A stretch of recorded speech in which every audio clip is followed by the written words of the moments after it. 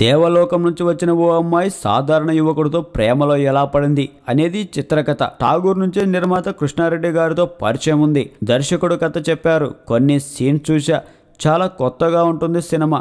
నాగా అశ్విన్ బాగా hard work చేస్తున్నాడు. తనకు హీరోగా మంచి భవిష్యత్తు ఉంటుంది అంటున్నాడు దర్శకుడు వివి వినాయక్. నాగా అశ్విన్, హెబ్బా పటేల్ జంటగా బాహుబలి పళని దర్శకత్వంలో సరస్వతి ఫిలిమ్స్ పతాకంపై భువనసాగర్ నిర్మిస్తున్న సోషియో ఫాంటసీ సినిమా ఏంజల్ గురువారం వివి వినాయక్ టీజర్ను విడుదల చేశాడు. 9 నెలలు కథపై వర్క్ చేశాం. నాగా అశ్విన్ లుక్, గెటప్ అన్ని కొత్తగా ఉంటాయి. హెబ్బా పటేల్ కూడా బాగా నటించింది.